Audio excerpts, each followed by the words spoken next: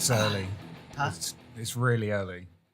It's a nefarious time of the morning, Sunday, day of rest, but God has no place here. I've tried to make this a lot more cozy for us by lighting candles, but It's a bit dark in here. I'm horrendously worried that we're going to set this on fire. Oh, what? I'm trying to. We're second episode in, and I'm already trying to put some passion back into this. Yeah, if you like. But we do have our dark arts coffee Absolutely. here with us. That was not so subtle.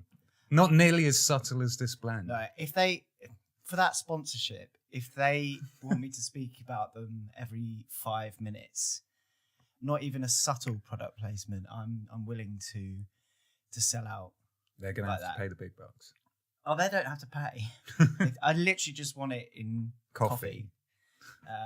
But we're drinking Oklahoma. It's the greatest currency of all. It is, isn't it? It costs more than gold. Yeah, so I heard.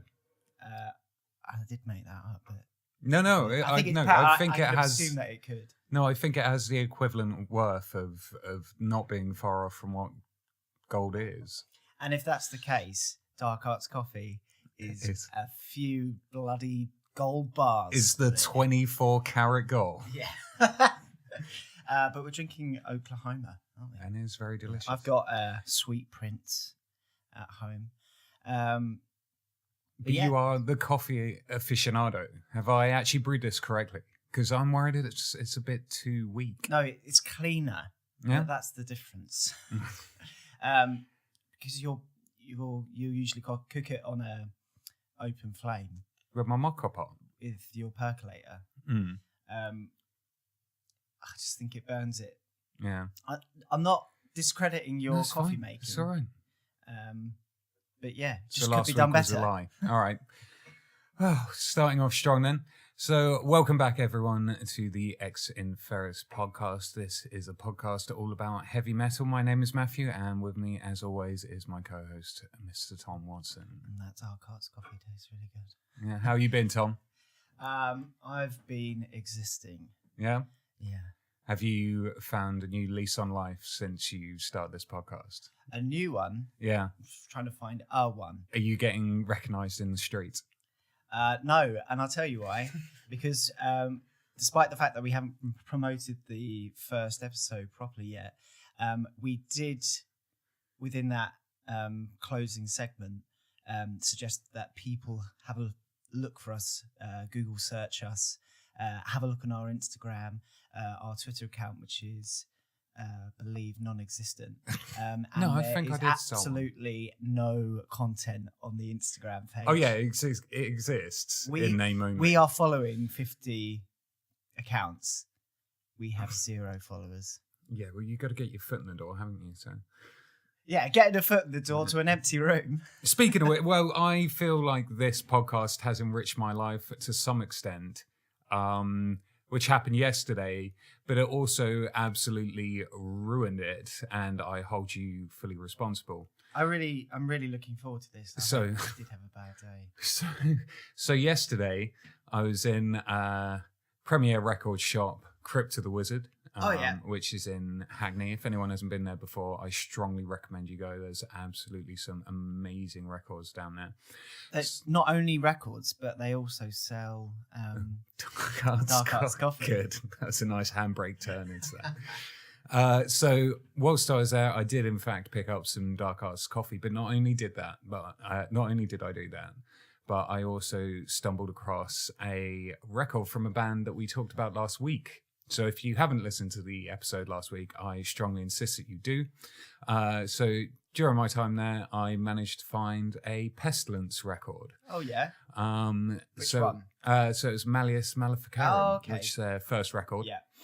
So it was the first time I'd taken my bike out since October. I just got it serviced. Cost me nearly £100 to do.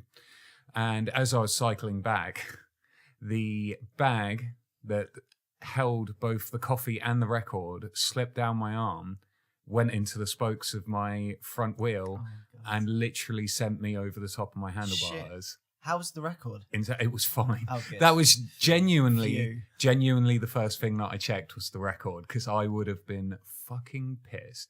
However, when I then started off, I then realised that both of my wheels had buckled.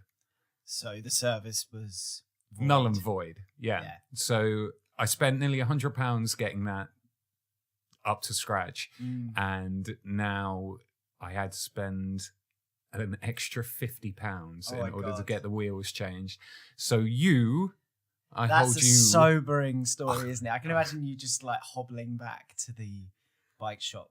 I did wander off whilst listening to Johnny Cash's cover of Hurt. Very sad. Should we talk about some hot topics? Hot topics.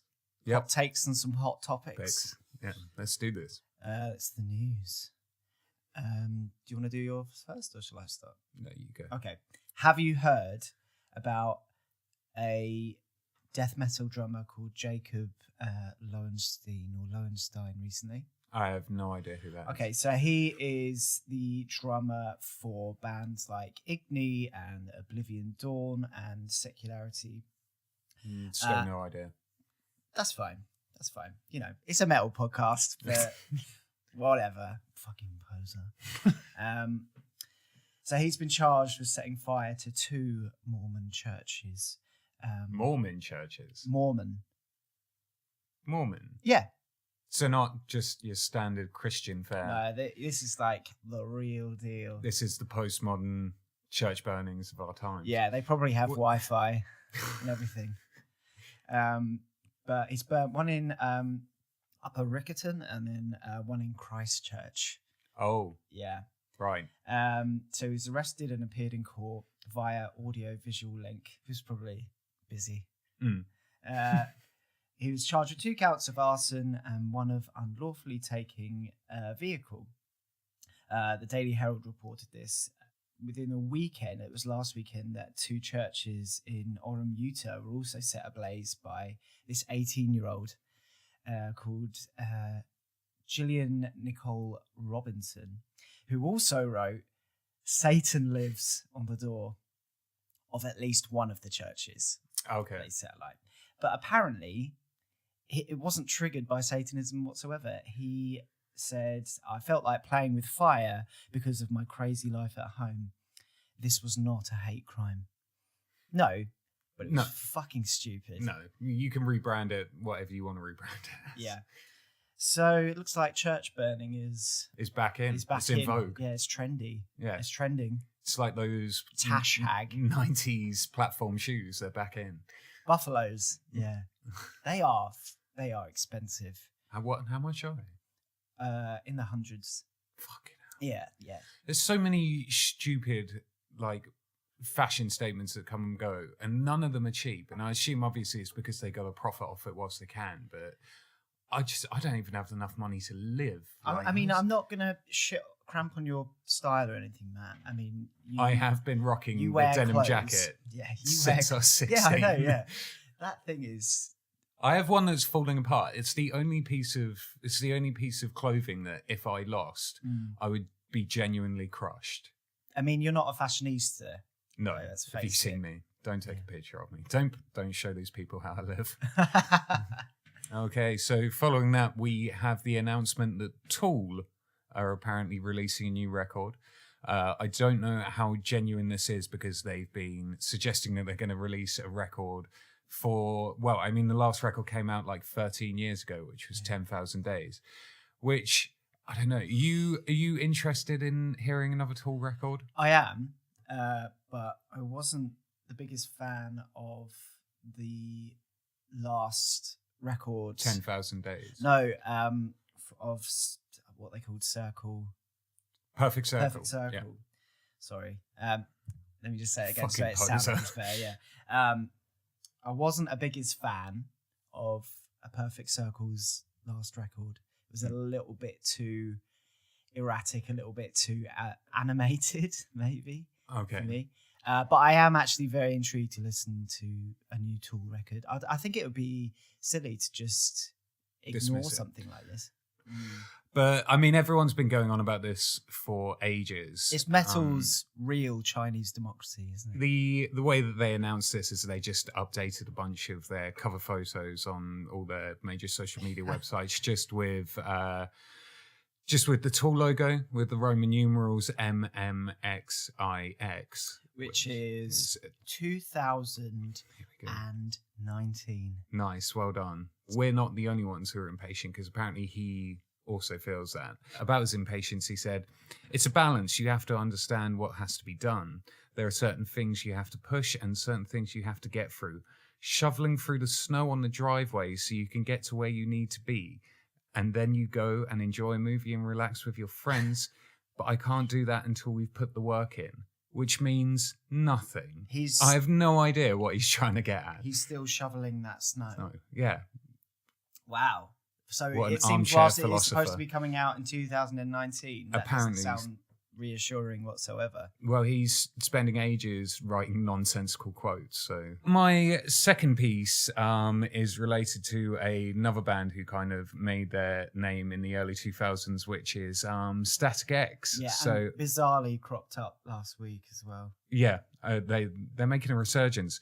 So essentially last week, Static X announced tour dates to mark the 20th anniversary of their album Wisconsin Death Trip.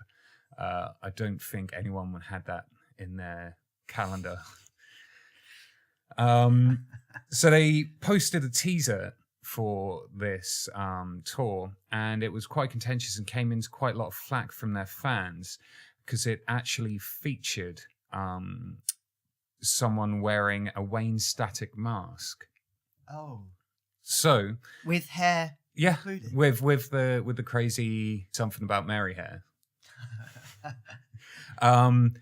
So as it turns out, it looks like they're going to have a vocalist on tour, obviously. Wearing a Wayne Static mask. Wearing a Wayne Static mask. That is mental. It's crazy. Oh my god. So they're looking to. I think it's about a month's worth of touring. So currently the band is comprised of Tony Campos, Koichi Fukada, and Ken J. And they reunited in October last year for a new album titled Project Regeneration, which is essentially a bunch of songs that Wayne Static wrote in 2014, and they're going to profit off it because there's nothing more in better taste than blind profiteering off the dead. It does seem a bit tasteless, however, at the same time, I'm sure Wayne Static, I mean, who wrote those songs in the first place, would at least like them to be out in the public domain. Is this as bad as, say, Tupac at Coachella? The holograms? No, that was, for me, I thought really just like completely tactless. The Tupac? Yeah. And I think if we looked back at the footage of that now, it would also look pretty dated. Whereas, you know, an actual mask, it's just it's weird. It's not going to erode so quickly over time. But then a month is a long time. So about it, the band say, this is the Wisconsin Death Trip 20th anniversary tour. Therefore, these events are 100% about nostalgia for everyone involved. This was not about setting the tone for the future or putting a new face to the band or establishing a new identity for Static X. And you're going to see a bit of a theme arise from this. This is about experiencing the vibes of old school Static X shows live and loud 20 years later while we honour our dear friend Wayne Static. The search for a touring vocalist for Static X was not an easy one. First, we wanted to keep the continuity that Static X has always had on stage. It's always been in four guys. The idea of wearing a mask would allow him the freedom to get lost in the vibe of Static X and to completely disconnect from his own identity and ultimately serve Static X better. God. So they do refer to themselves in the third person quite a lot. Yeah. So what's your take on that? Firstly, what the fuck? Secondly, imagine auditioning to be in Static X. I don't know why. Who would be auditioning to be in Static X? And then going through all the motions, and then at the end they're like, That was great. Thank you very much. You sound a lot like him, but you don't look like him. Can we just holding this thing up again with shaking hands up against his face? I can imagine as well, like that scene Jim Carrey in The Mask. Where he's putting the mask on for the first time, he starts spinning around. Finally, to tie in with this week's topic, Finnish black metal band Horner. They have been their show. I believe they've been trying to tour around America at the moment, and a number of their shows have been cancelled in certain venues and cities from Brooklyn to Oakland. They've elected not to host the band in light of suspected connections to Nazism, and that much loved. I don't think it's necessarily suspected, though, is it? Well, it's very. Is there suspected connection to NSBM? So the last venue that they were dejected from, I guess you could call that, not because they weren't been ejected because they couldn't even make it there, was Denver's High Dive Bar, and that was on Thursday, just gone. So they have a suspected connection to the National Socialist black metal genre. Probably not the subgenre you want your influences to stem from. Again, that rehearsal space. It sounds really, really good. And like, what are our influences? Because bands, when they start out, they always start thinking like, who do we want to sound like? And someone just crops up and just goes, don't really care as long as it's NSBM.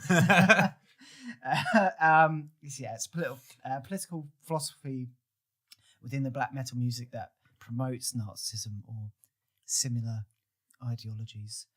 But the band sort of overtly denies Nazi ties. But this is not the first instance of this happening. So last year, I think it was TAG? Is it TAG or TARG? TAAKE. Yeah. Do you say TAG or TARG? I say TARG. TARG. So they had exactly the same problem. And I think it was in... Very wrong. I think it was in Canada that they... So they essentially got booted out of a bunch of venues.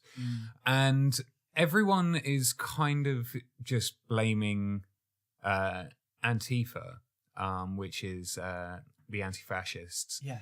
Well, they've also been targeted for disrupting shows recently as well. Like a number of Marduk. Do you say Marduk or Marduk? Marduk. A number of I just Marduk, want to sound, A number of Marduk shows were cancelled because of Antifa protests. Yeah. And I mean, that's the thing is that I don't know whether, because the people who are cancelling it aren't necessarily the promoters. It appears to be the actual venues involved. Yeah. So I don't think these venues are actually clued into what these bands that they're putting on are involved in. Yeah. But that makes us sound like we're empathising with the NSBM. No, absolutely not. I think that that Antifa have an absolute responsibility to bring this to light. But that's the thing is I don't think these venues are actually aware of what they're putting on. So I think that voices and such vocal voices such as Antifa need to be apparent so that these venues can actually reconsider and make a judgment upon it.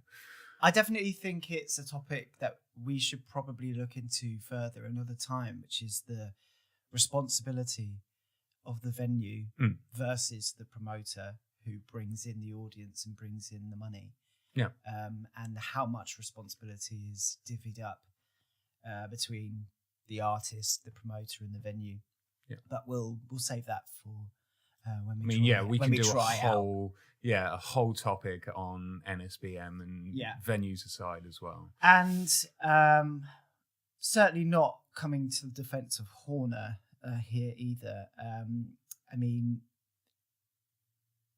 there was a story that I think it was published a Metal Blog a couple of weeks ago, sort of outlining Horner's involvement with NSBM or suspected involvement with NSBM. The guitarist, Villa, I think it's Pistinen. I've butchered that. He was once a member of a band that featured songs such as titles like White Agony. Right. Some of the band's lyrics include like, if we don't change the cause, our culture will be dying. And Mother Europe, here I stand, a proud son today and a white father tomorrow. So essentially, if it walks like a duck and quacks like a duck, it's probably a white supremacist. He's worked with bands called Crystal Nacht and The Hammer. Right. Oh, okay. Crystal Nacht and Hammer. Yeah. And it actually has a swastika at the center of its band logo. I just don't know how you can. Yeah.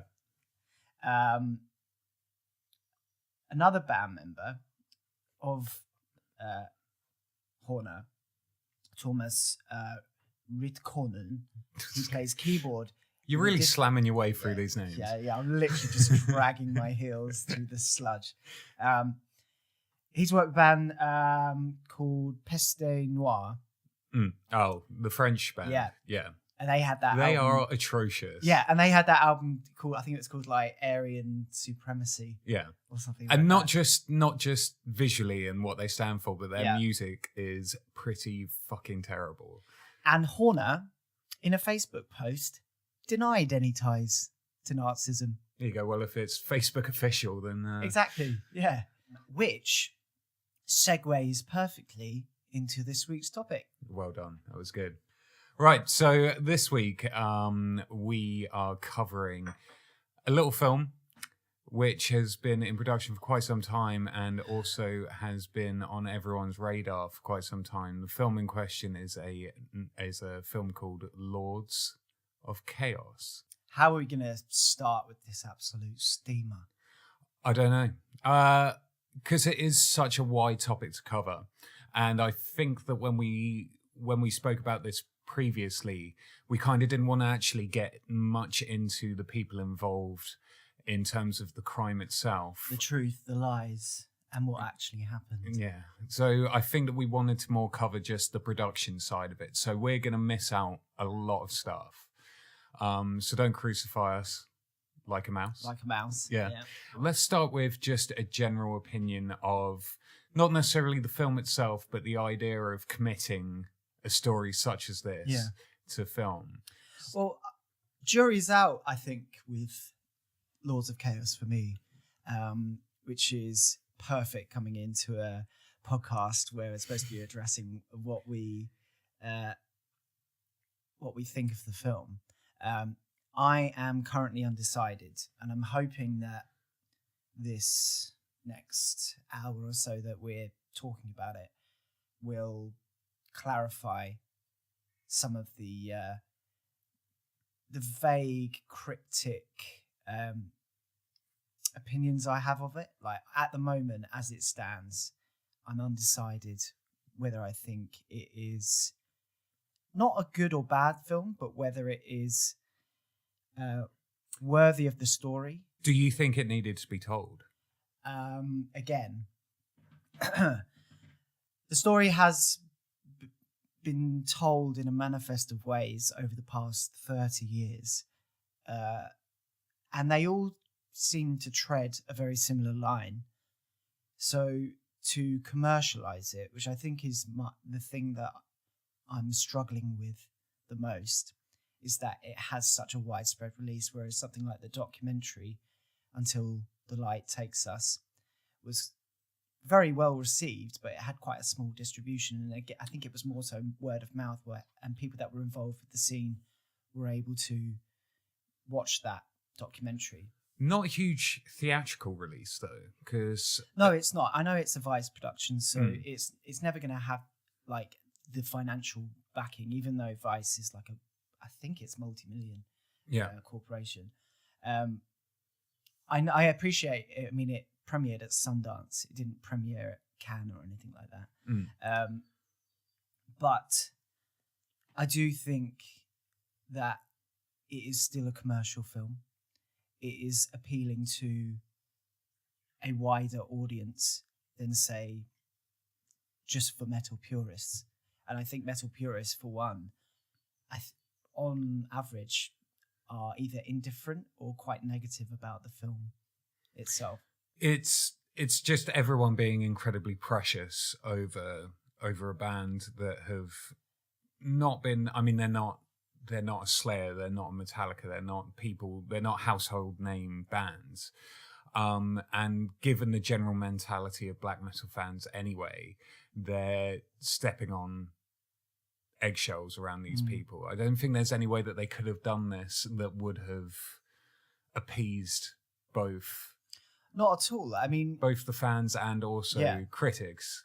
Like Jonas Åkerlund, the director, who eventually got his hands on the rights to the Lords of Chaos book, which is another contentious issue that we might be able to we'll discuss. touch on it, yeah.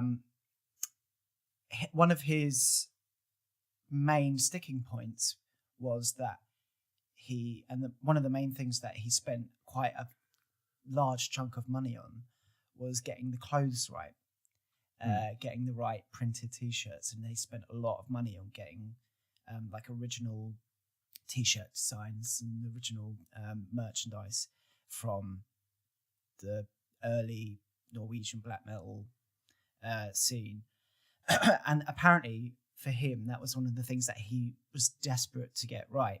Whereas I think whilst that is definitely a facet of portraying the movie correctly and getting the mise en scène and all of the aesthetics right, I don't think metal heads who are protective over mayhem, whilst they probably will care down to they'll tooth comb the shit out of this morose, suicidal story.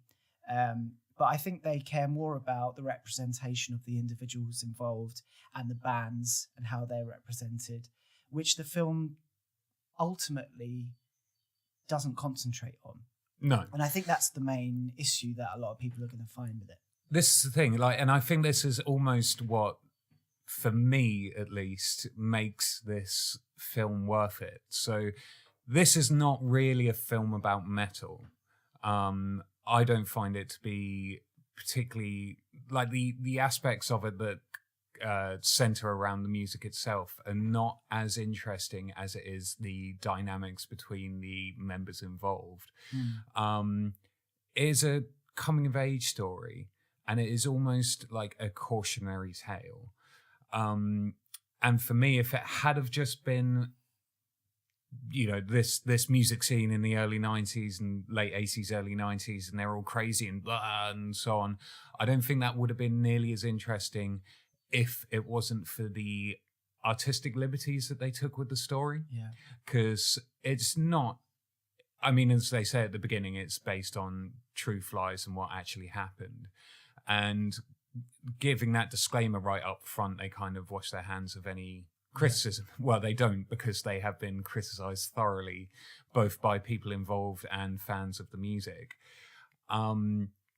But that being said, I think the fact that they did take some liberties with the story essentially elevates it and gives it, because as you said, that they spent a huge amount of money just trying to get the look of it right.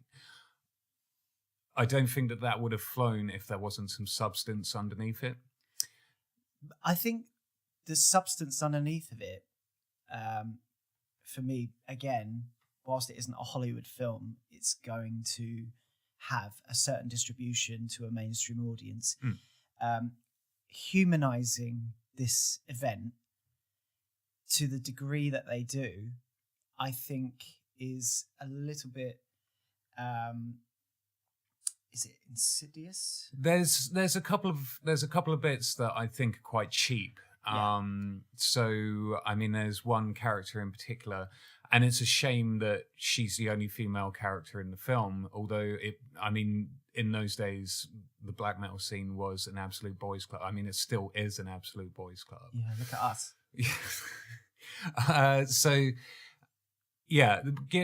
Essentially, they made this composite character. Actually, I don't know even whether it was composite or whether it was just completely made up.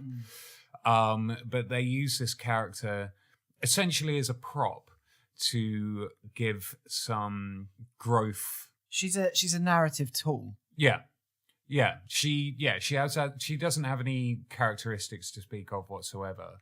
It's just to essentially just show how the protagonist of the film has grown, if you can use that. I mean, I don't think, looking at any of these people and knowing what they were like in real life, none of them are likable people. You can't really feel compassion for them. Yeah. Saying that, this film does, well, for me at least, struck a chord to kind of almost pity. I think I'd say pity them. And that is my issue with it, is that it's quite deceitful how they use Sky Ferreira. Yeah. And how they use Rory Culkin as the humans. Sky Ferreira doesn't even exist. But Rory Culkin as Euronymous, they humanize him to such a degree that it becomes slightly deceitful to a true life story. Yeah.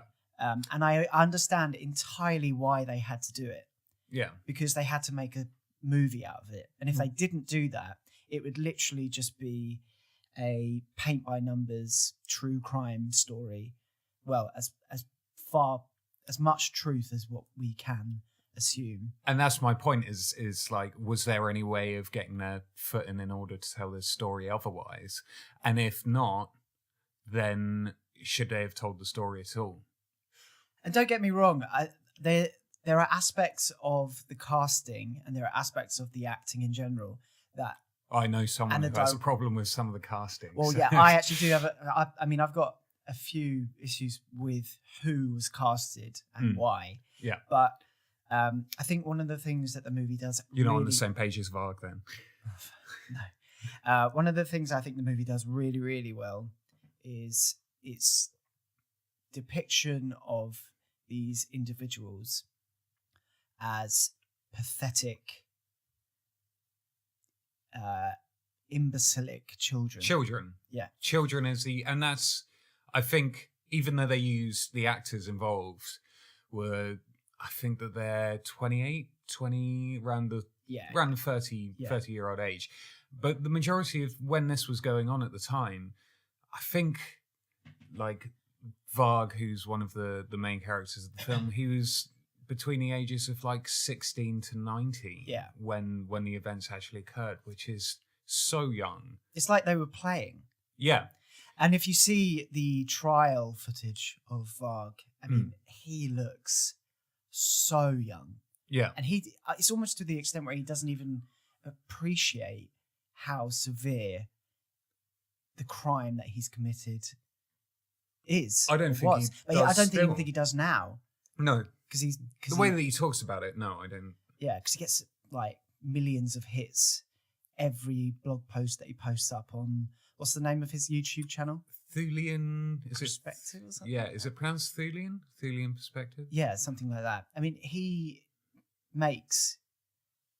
probably gets some revenue by rehashing this story for 20 years. Well, he's got to buy all those camo overalls. Yeah, I know. He's got... Feeders for Aryan children. Yeah, I can't seem to find my wardrobe. With their little crazy, like, perfectly blonde bowl haircuts. Yeah, yeah, very Aryan. Yeah. So a little bit of background about the film. This isn't the first attempt at this. So the film originally was set to be made in 2008. I believe. So it was originally under the direction of Sion Sono, who is a Japanese director, and this was set to be his first English language film. And originally the script was set to focus around Varg rather than Euronymous. Set to be filmed in 2009. And Sono stated that it was going to be filmed in Norway, which would begin in August through to September. And the film was going to be released in 2010. Unfortunately, due to scheduling conflicts, Rathbone had to drop out of the role of Vikernes. Flash forward to 2015, it was announced that Bathory drummer Jonas Åkerlund would take up directing duties. He was the previous drummer for, very brief He was a rehearsal drummer. I don't even think he's on any records. No. Yeah, I think that you can't really... I think a lot of people point to that as like a validity of him doing this project, but... Yeah, I've heard a lot of people whinge about his black metal status since the release of this film, because he wears it a little bit like a badge. Yeah. But at the same time, he doesn't gloat. He doesn't say, you don't know the true story. I know. You weren't in Bathory. Yeah. But at the same time, I think he was in Bathory for a very brief spell.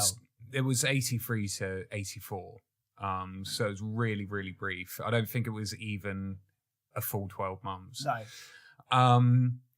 But apparently he left because the music scene was becoming just too serious for him, especially the black metal music scene. Yeah. Because if you then he look had at to make a him film about it. So. Yeah. If you look at him in interviews as well, I think he's got a very dry sense of humour, but he does look quite stoic and quite serious during the interviews as well. If anyone tries to make a joke, he's kind of like that robotic ha ha. Yeah. But, so you probably would be familiar with his work if you weren't a black metal fan. So he's mainly famous for being a music video director. You're right there. Yeah. So he's mainly famous for being a music video director. Some of the things that he's worked on have been Smack My Bitch Up by The Prodigy. Mm-hmm. He also worked on... R.I.P. Keith. Thank you. He also worked on My Favourite Game by The Cardigans. Ray of Light by Madonna, for which he won the 1999 Grammy Award for Best Short Form Music Video. However, his first foray into the music video world was with a video for Bewitched by Candlemass. I don't know if you've seen that video. Yeah. It is awful. I don't know how anyone employed him afterwards, because it is the most amateurish, almost embarrassing, almost to the point that it was like a character assassination on the band. Well, people have a lot of faith in Jonas, it seems, because when he moved out to LA, apparently people were approaching him saying, when are you gonna release a movie then? Just like completely out of the blue, he had these a few accreditations to his name, but then suddenly he's got financial backing to produce and edit Spun. I think he directed it. Yeah, he directed it. Yeah, but he was a film editor first. He always talks about that. So that people seem to have a lot of belief in Jonas, despite the fact that Candlemass isn't the best example of his oeuvre. And speaking of that video, it also features Pell Dead from Mayhem. And if you've seen this video, it is insane. So is it Messiah Marcolin? Yes. And I don't know whether you've seen this Andre the Giant looking motherfucker, but he is massive. He is a big guy. Yeah, and we're led to believe that he can fit inside the coffin that is brought out at the beginning of this music video. Yeah. And then they do some crazy dance, and there's a little bit of live footage. But it's like an 8-minute long video. I love that video. To the point where it's awkward, where if it had only been like 3 minutes of people parading around like idiots, you would have been able to have hacked it. But when it hits that 5-minute mark, you've been looking at it for too long. Yeah. So the film didn't begin principal photography until 2016. And the film was primarily shot in Budapest. With only a few days actually spent in Oslo, and those were just for external shots. And it took around 18 days to film, which is a really short amount of time when you think about it. Apparently, 2 of those days were spent shooting the live video. The closing death scene. Oh, really? Yeah. So it had a budget of around 3 to 4 million, which is not a lot at all. I don't know whether it's gonna. Do you reckon it's gonna make it back? Yeah. Do you reckon? Yeah. It's had a lot of coverage. I think it will definitely. If not on initial release, it will be. It's got a director's cut coming to DVD like soon as well. So there's going to be like a NSFW version of the movie, which I'm sure will appeal. I think the movie itself is NSFW. Yeah. As we mentioned previously, he's most known for being a music video director. And he actually managed to work that into the production of this film. So there are a number of scenes within the film that are around the performance side of the band. And it turns out that Lars Ulrich from Metallica ended up giving Jonas a call at some point. And asked him to see if he had some time aside to film a music video for one of the new singles off the most recent Metallica album. He said just pick one, didn't he? Yeah, just pick a song? Yeah. Well, I think he picked the worst song because I don't think I listened to the whole of that album. I think I listened to like the first 2 tracks and went, this is all right. And then I didn't get far enough into it to realize, no, they're back to their old tricks. So essentially the music video just features the performance aspect of the film. And it is Rory Culkin, Jack Kilmer, and the other 2, who I can't remember their names, but they're not corpse painted up, so I'm not including them. Essentially performing as the band Mayhem, but doing a very poor version of a very poor Metallica song. And it is not a particularly great music video. It's a strange dichotomy as well. Like, why would Metallica...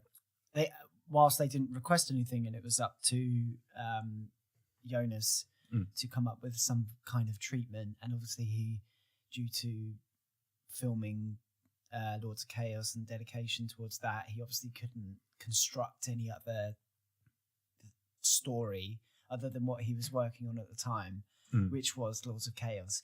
But merging Metallica with people dressed up as Mayhem is a little bit odd.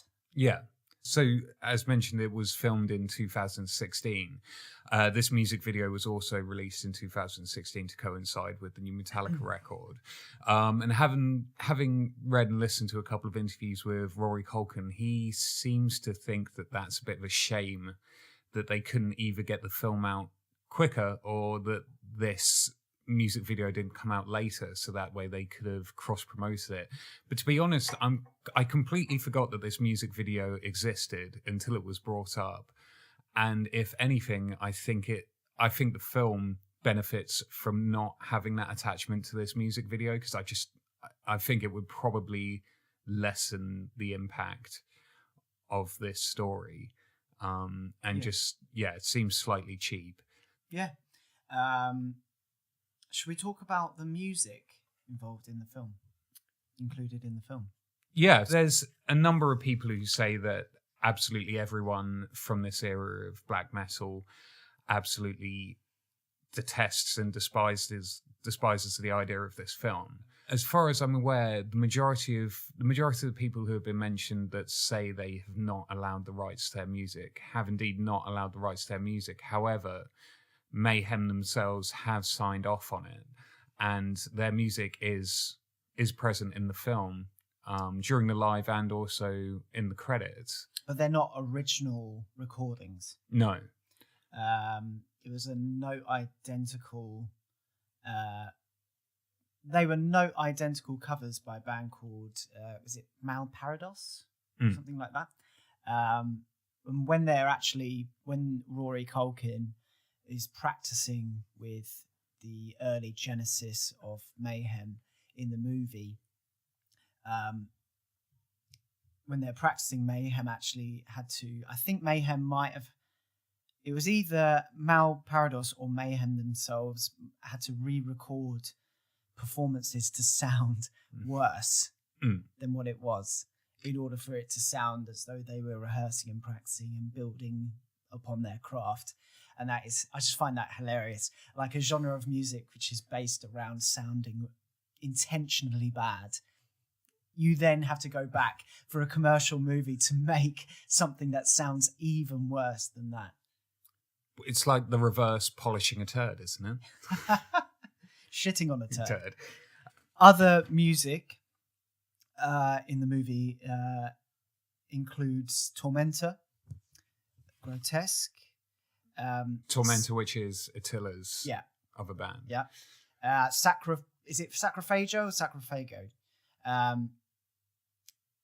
Someone called Dip, and then Sigur Rós also was there just for good measure. No Dark Throne. No. And no... apparently Fenris is in the film. He's cast in the film. He is cast in the film. I don't know where he shows up. He shows up when they're forming the Black Circle, a bunch of fucking squares in a basement form a Black Circle. I think he's one of the guys that's like hanging out down there with them. Okay. But there's no allusions to other bands,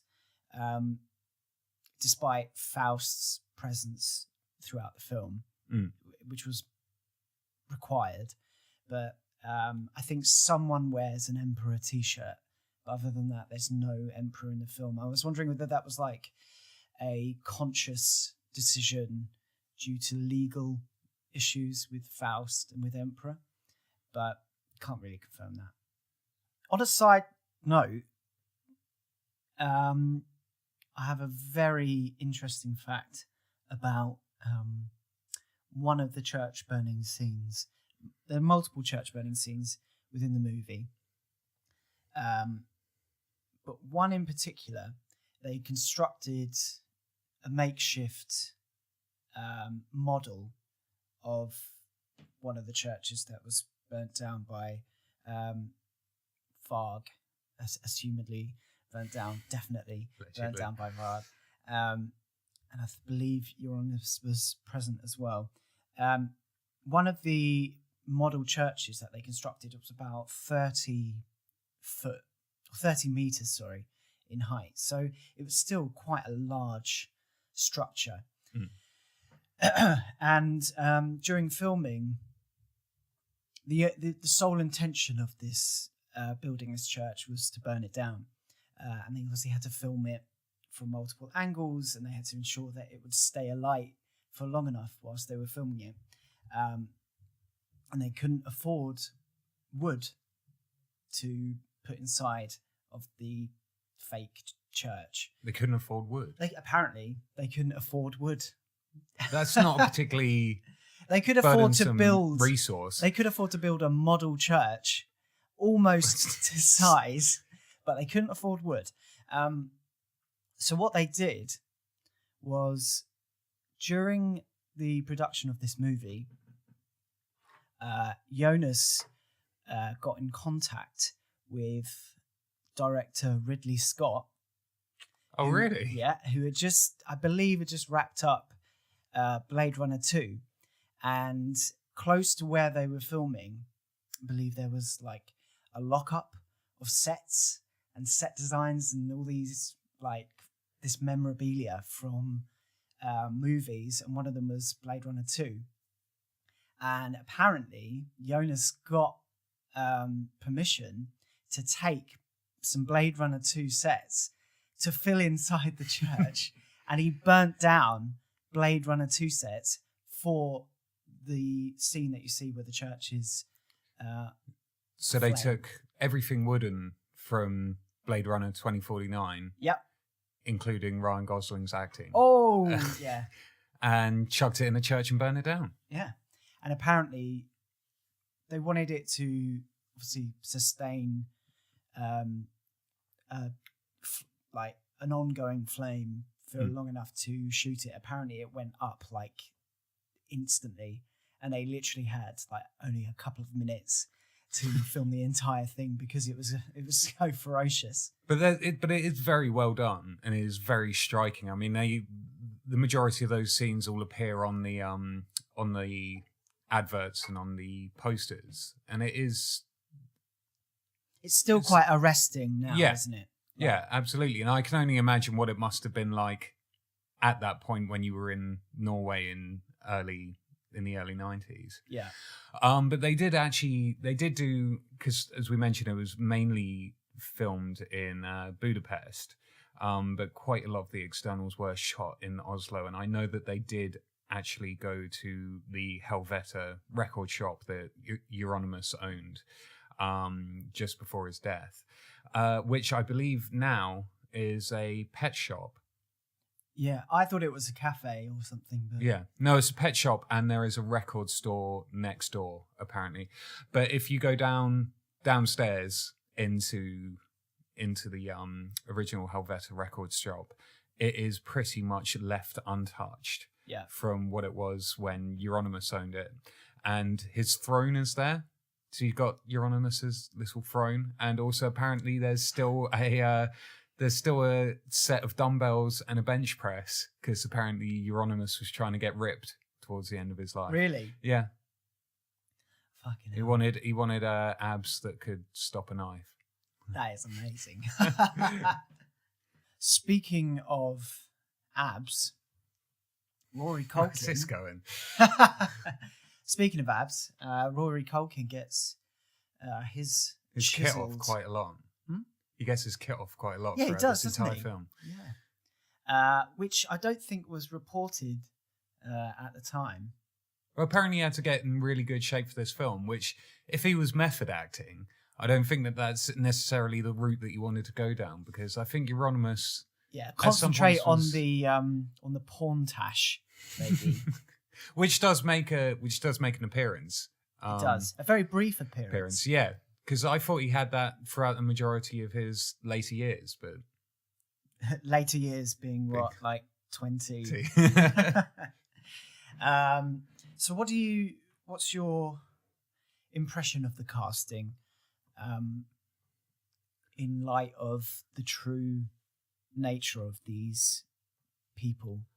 So I don't think any of it really particularly works. Just in terms of, I don't think...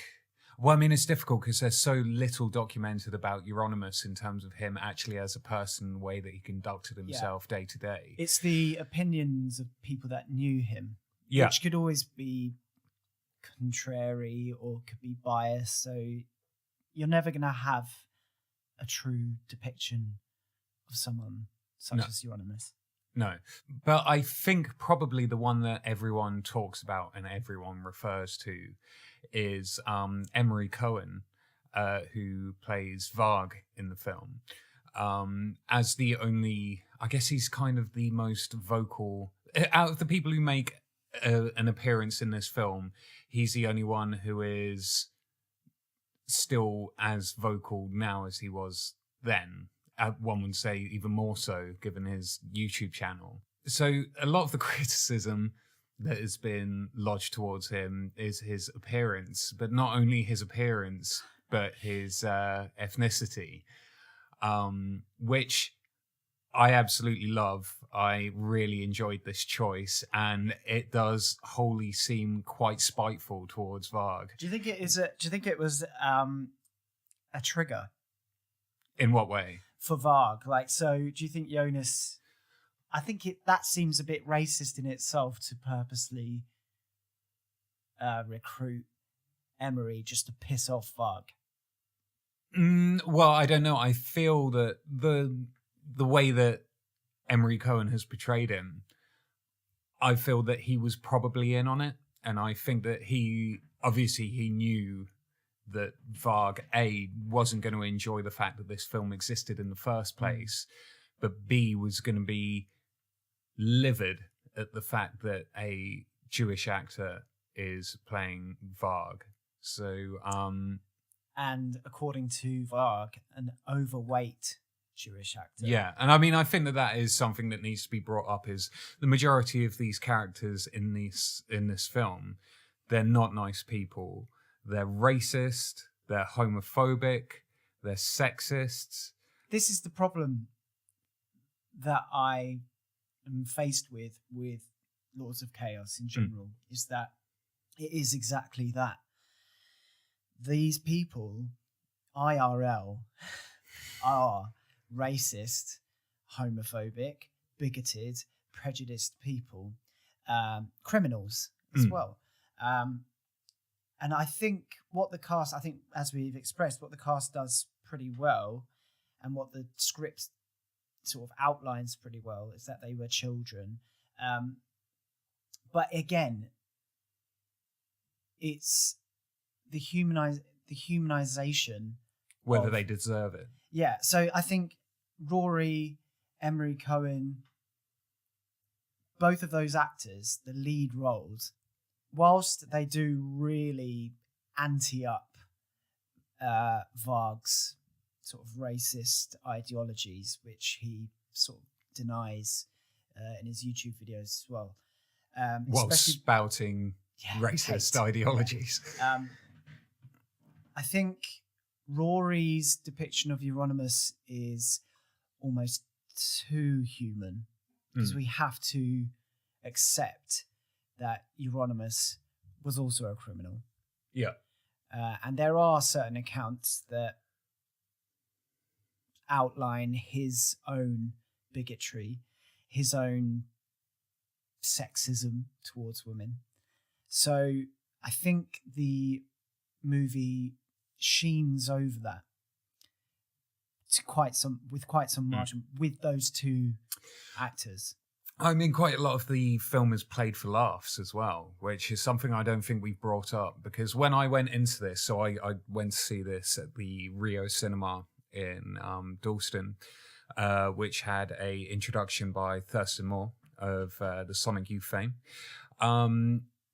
When I sat down to watch this, within the first 5 minutes, my first reaction was, what is this? Because I had no idea what the purpose of the film was. It wasn't until about 20 minutes in that I kind of got what this is trying to get at, as these gawky, weird kids who are cringeworthy and embarrassing, which is probably accurate.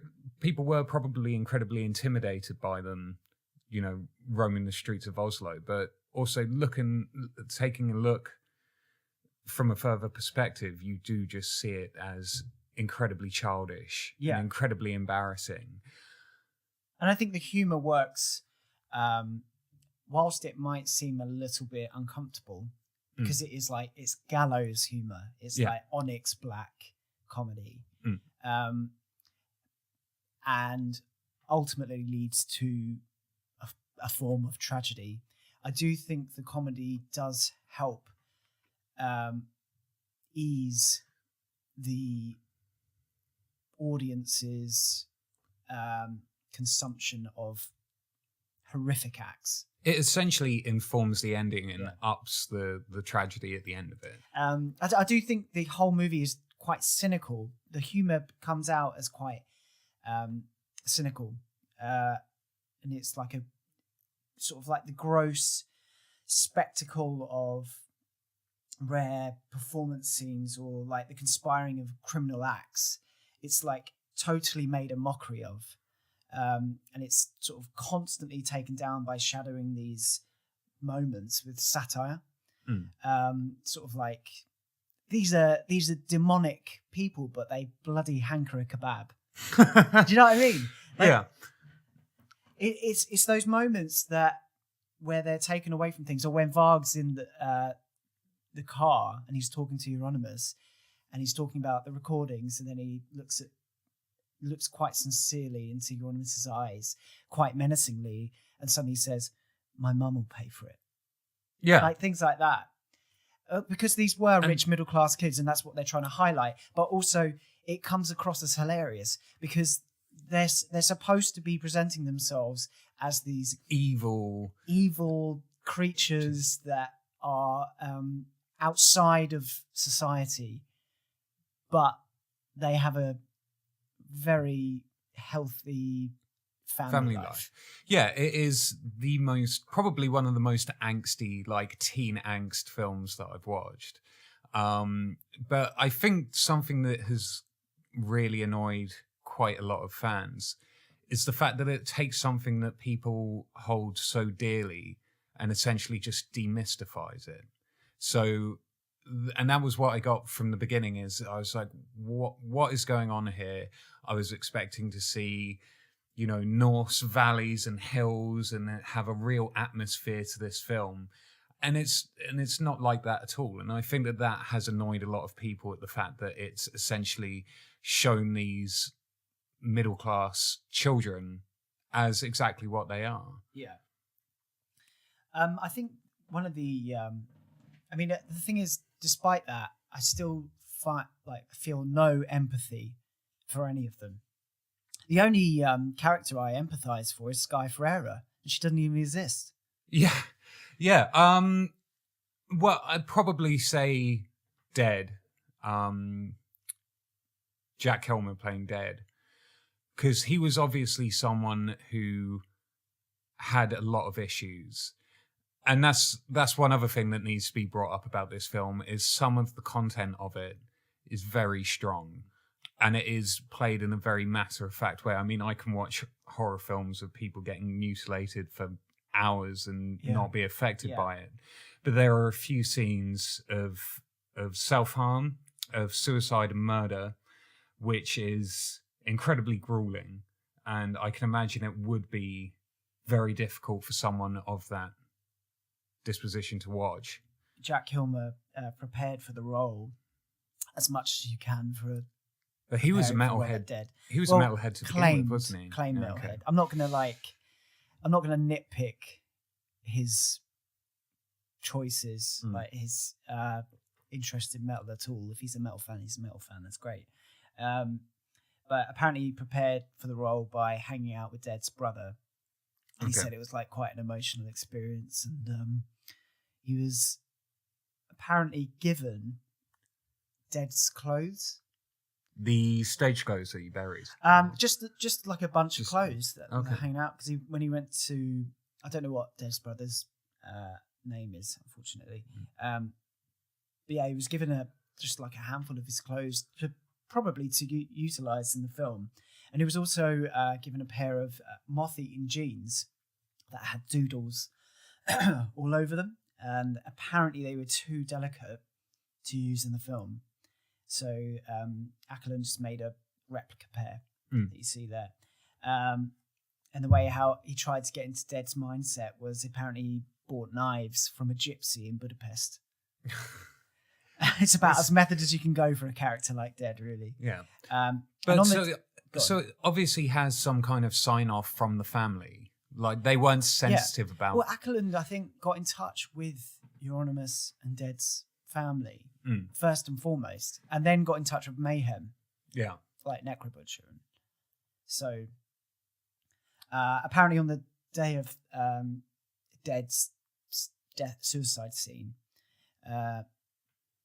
Dead's death scene, pun intended, they left Kilmer in a pool of fake blood for like 3 hours, and they had rotting fruit and real dead cats just strewn around the house, and he said he was just miserable. I can imagine. Yeah, totally. Yeah, I mean, they went some way in making sure it's authentic. I mean, apparently the pig's heads that are featured in the live performance are real pig's heads that was sitting on spikes for 12 hours, I think. Yeah. And there is a point in the film in which they throw it into the audience, and there are a few audience members who are actually eating the pig's heads, and those are real pig's heads that they're eating that have been rotting for 12 hours. So, I mean, it's not what people ethical. do to get on camera. I know. Yeah. But in terms of how so obviously we know that the film kind of portrays Varg in not a particularly nice light, and that's not hard to believe. Yeah, that's quite just, isn't it? Yeah. However, whilst obviously, because it needs a way in, it needs to have some kind of protagonist. Light and dark, doesn't it? It needs to have. However, I don't think that Euronymous essentially gets away scot-free throughout the film, and this is something that I know Varg talks about a lot, and I know that other individuals involved with that scene is talked about a lot, is the fact that he was all talk. Like, he absolutely loved taking credit for everything. Yeah. If he was about nowadays, he would be all about search engine optimization, because he is the marketing whiz. Yeah, he is crazy. And I mean, and that's even during the death scene towards the end. I mean, he goes on to say that, you know, this would be really cool. Like, we can tell everyone that you tried to kill me, and we can make this a big thing. Everyone will think it's fucking evil. And again, it is kind of pitiful. But that that is one aspect of the character development that I love in all of them. Yeah. Is how it's such a solid portrayal of how this scene, Mayhem, Birdsome, Dark Throne, even though it isn't really influenced in the film, were a public relations wet dream. Yeah. They really were. Like, this was pre-internet. So everything was tape distribution, word of mouth, and they became this world-renowned and revered group just on the back of gimmickry, on the back of these extreme spectacles. Suddenly, everyone knew Mayhem, and they used crime. They went to the extent of murder in order to be noticed. Yeah. Which is just unbelievable. And that is one aspect of the film that I think has been portrayed so well. A couple of the other characters in the film include Walter Skarsgård as Faust. Another Skarsgård. Another Skarsgård. There's so many Skarsgårds. Yeah. Stellan Skarsgård's loins just spit talent. I think a Nordic story requires a Skarsgård for validity. I thought Faust in that movie, of all of the acting, his was a solid performance if rated by the lack of emotion shown. Yeah. Like, I'm going to be a little bit nasty to him and say I don't think he's a very good actor, but as Faust, and especially during that scene, spoilers, like it's in the public domain, when he kills do you know the name of the victim? I don't know, no. Right. When he targets his victim, and then there is that horrific murder scene. I believed that actor because he can't act. Yeah. And I mean, to be honest, I don't think the script does him any favors. There's a couple of really wry on the nose lines, and one especially. So you see, and I don't know what the point of this is trying to get at, because I mean, a lot of people have been trying to fight like obscenity trials, like, you know, like the Mary Whitehouse video nasties thing. Throughout the film, you see him constantly watching horror films. Yeah. So you see him watching Peter Jackson's Brain Dead. I can't remember what else he's watching. But then as soon as he's finished watching them, he goes on to say something to the effect of, I wonder what it would feel like to plunge my knife into a human. Maybe I'll find out. And I don't believe anyone would say those lines, but also I don't understand what that's trying to get at, as to whether you're then taking it that culture is actually influencing these individuals. I think Åkerlund included those scenes just to contextualize it and give it a point in history. Yeah. I don't think it was used thematically. I don't think it's there for any purpose other than to just give a historical sort of chronology to when and where it was. Yeah. But it is an interesting. I mean, it's kind of like what you mentioned about video nasties and whether it was a comment on that. It would be interesting if there was that strand running through the film about exploitation cinema and how what we're watching itself is in a way exploitative of these individuals, but also of us as an audience, as voyeurs, like witnessing these gross, horrific criminal acts on screen. It would be fantastic if that was intentional by Åkerlund, but unfortunately, I don't think it was. Very much like Rory's representation of Euronymous, I think it is literally like a bit of a facile, kind of superficial narrative tool to add sort of empathy in a real life story that is completely void of empathy, or should be void of empathy. However, despite the fact that she is non-existent, it is to a certain degree based on real life romances in Euronymous' life. Okay. Do you remember Bazaar? The magazine? The magazine, yeah. Bazaar of all magazines. They actually locked down an interview with Euronymous' real life Sky Ferreira. Okay. You can tell it's real life as it was part of the magazine's Real People Occurring segment.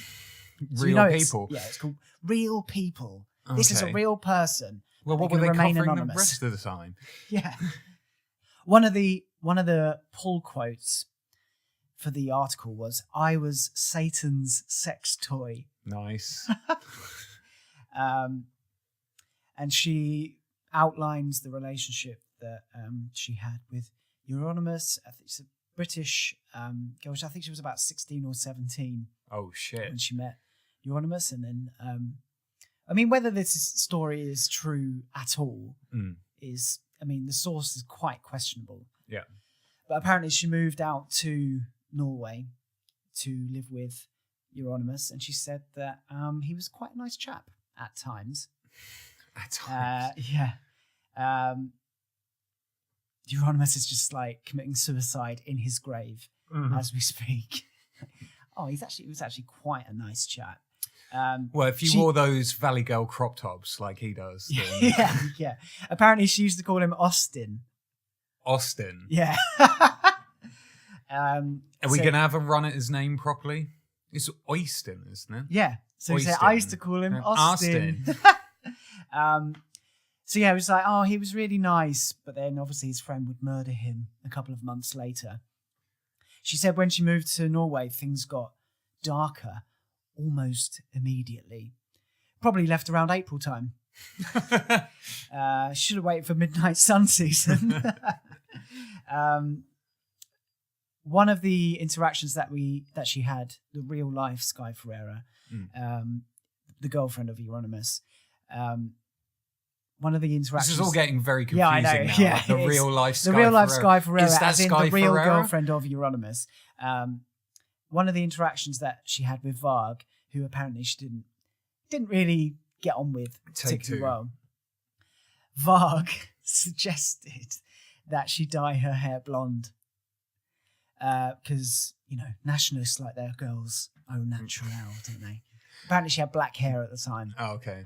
But So he wants that Barbie. Said, do you know what? Just really dye your hair blonde. The Barbie doll chic. Right. So what's the takeaway for Lords of Chaos? Would you recommend this film? Depends. Would you recommend this film as a film? Disposition. Would you recommend this film as a film? Or would you recommend this film as a piece of metal history? So we're never going to know the truth. And I think a lot of metalheads, when they went into this movie, for one, they've got their fine-tooth comb at the ready. But I think they were looking for some sort of like ASMR treatment with like what they were witnessing on screen. Like they wanted a type of catharsis for fanatics. They wanted to embrace it. Potentially, another aspect of that could be there's no way that they were going to accept it, even if it was as close to truth as possible. No. Because it is a commercial. Because it would have been release. nonsensical and would have absolutely no dramatic elements to it whatsoever, apart from there'd be long elements of just nothing punctuated by violence. Yeah. So here's the question that I have that I'm left with.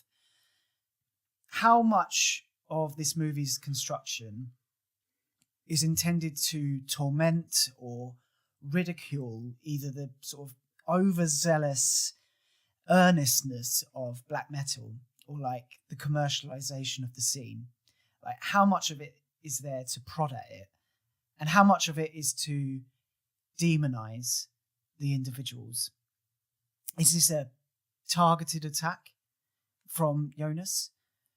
You know, it's sort of like similar to, you know, Michael Haneke's Funny Games, how it was re-released in America and redirected by Haneke, but scene by scene it was exactly the same.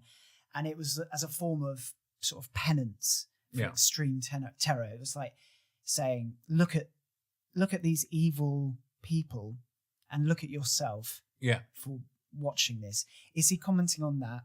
Is he trying to present a well-documented, well-researched report? And these are the questions that I'm left with after the film, and that is the grey area where I'm at with it. I think 100% it is. I think calculated is very strong and kind of biased word, but I think that he is 100% using it to show these individuals for what they are. And as I mentioned previously, it's not really a film about metal. You could have taken this to, it could have been a film about cricket and it would have still had the same impact in terms of the themes that it's dealing with, of these misguided, angry youth who don't really know what they're angry at. And just showing how quickly something like this can escalate. Yeah, I mean, I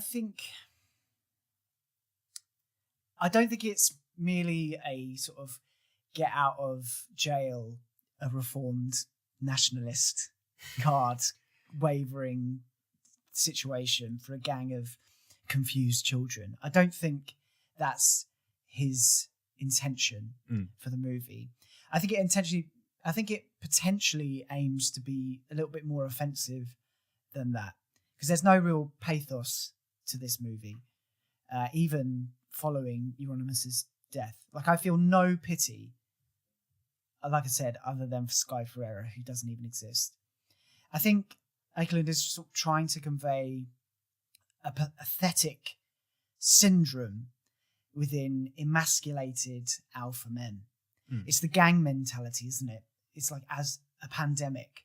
Like, it's what happens when you get a group of ignorant boys together and the result of what could happen of that one-upmanship.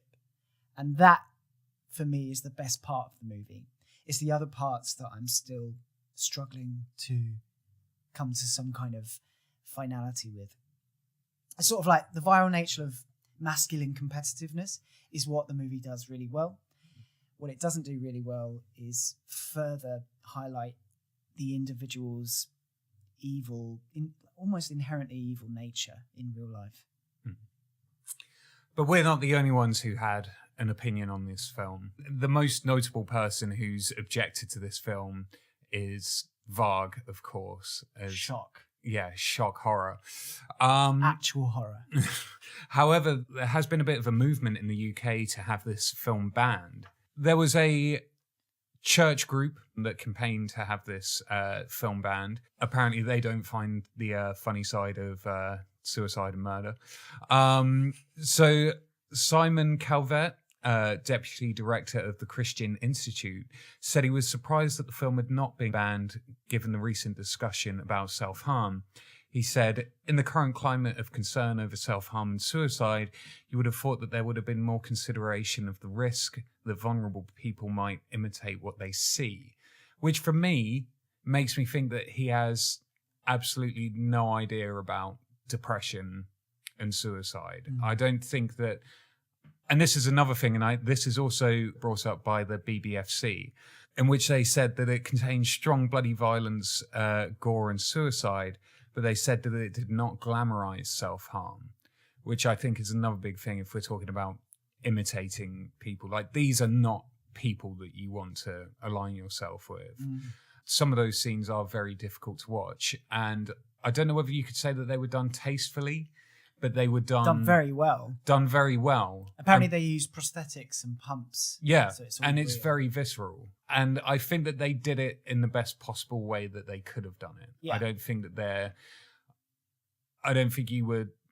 I noticed people actually kind of shielding their eyes during a lot of that whilst I was in the cinema. Including Rory Culkin.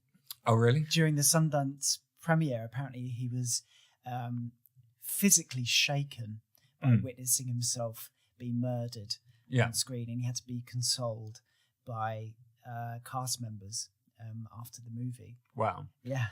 I mean, I don't think I would aim to ban the movie on those grounds. If anything, the movie should potentially be banned for its diabolical dream sequences that it decides to include in it. Like, Euronymous is like that internal paranoia that he's got, like saying, everyone's against me. I thought that was really cheaply constructed. I mean, the music video side of it did show through at that point, and you could see where Jonas Åkerlund's expertise lie. Yeah. Yeah, I mean, I think given that there's a number of people who have moved from music videos to making films, and whilst they're great stylistically, they're not great narrative storytellers. And for me, I think that this film did actually do quite well. There's some pacing issues. Yeah, there are some falsehoods. Yeah. As well. Well, speaking of which, apparently there is a scene in the film in which Rory Culkin's character Euronymous points out that Varg is wearing a Scorpions patch. Yeah. Which is quite an entertaining scene, regardless of your opinions on the band Scorpions. However, they did actually sign off on that. So they got in contact with Scorpions and they were fine with them making a joke at their expense. However, that wasn't who was originally supposed to appear on that patch. Oh, who was it? So originally, it was supposed to be your favourites, Motley Crue. No way. Yeah, to which Nikki Sixx actually turned around and denied them the rights to use that patch in the film. However, Varg says that he's never been a fan of Scorpions. I don't know whether he ever said he was a fan of Motley Crue. I highly doubt it. And apparently he also says that he's never been in a threesome. Which is something that is very apparent in this film, is Varg's sexual prowess, which I absolutely refuse Get out of to here, believe. you whore. Yeah. Also, his chocolate milk drinking addiction is unsolicited. He should, we're going to see like a range of Nesquik influence Varg. Yeah. I don't think they're gunning for that sponsorship, though. I thought it was quite Not funny the chocolate flavour, that's for sure. He only does vanilla. I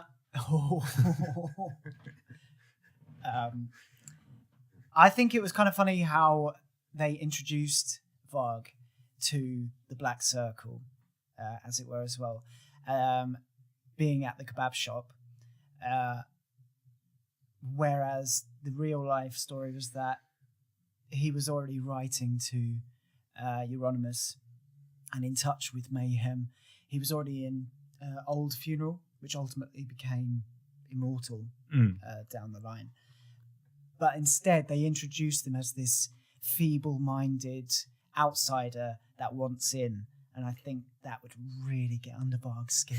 So well done, Jonas, for that. So I did take a little time to go into the absolute filth hole that is the comment section in YouTube. Did you manage to find anything at all? No, basically, my takeaway from consumer reaction was that Åkerlund was hardly in Bathory and Emory was fat. Yeah. So this from the Nightbringer. He says, the actor who played Varg looked like he ate Euronymous. Another one, SKG3, says, Dead probably saw this in the future and shot himself. Garfield, I don't know whether I can say that full word. Essentially, a lot of these individuals are not...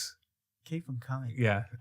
So another user said, how long until Varg goes to America and kills the entire cast and crew in self-defense? To which someone else replied, "Let's find out." Oh, Jesus. Sean Wright, who wrote Ben Shapiro destroys black metal nerds with facts by forcing them to watch Lords of Chaos. I don't even know how to pronounce that name. It says Lords of Chaos is just black metal version of Diary of a Wimpy Kid. Coming of age movie. Yeah. So. Another says whatever the satanic equivalent of blasphemy is, this is it. That's a bit extreme. Another one says Murderous Purpose 1 says inaccurate and totally not true, spelt TRVE. I think the coroner would suggest otherwise. But I have to admit, I'll watch it. So people, I think, and that's another thing. I think everyone's going to bitch about this film, but everyone's going to watch it at some point. Yeah. The final thing, this is the worst thing that ever happened to the black metal scene since John Nodvid's suicide in 2006. This is even worse than the murder of Euronymous in the entire discography of Gorgoroth combined. Wow. I mean, that Gorgoroth discography is pretty shit. So what we can take away from that is you're correct. That's right. It Absolutely. is. Oh, it's worse. Yeah. No. This movie's better than Gorgoroth. So that was it. That was Lords of Chaos. So people have been waiting for this film for a long time. I feel like it delivered a entertaining watch, and I will probably come back to it at some point. I feel that it is. I think I'd watch it again. Yeah. Why not? Fuck it. Yeah. You've got all the time in the world. We're done. Yeah. We are done. Thanks for listening. If you are. We are going to attempt to promote this slightly more going forward. So where can people find us? They can find us on Instagram at Inferis Podcast. You can find us on Twitter, again, Inferis Podcast. Facebook? Find us on Facebook, Inferis Podcast. Is there any other platform? You can find us on SoundCloud. They're hosting us now. Inferis Podcast. You can find us on iTunes, Inferis Podcast. I can't believe how easy that was, actually, because that was my Everest climb, was to get us on iTunes. But it was a relatively easy process. Good. Like, if they're letting Alex Jones on there, then we're going to weasel our way on there as well. They can't silence us. Yeah, all you have to do, if you want to find Inferis anywhere, is just type in InfoWars. Right, that's it. Cool. Thank you. Thank you very much.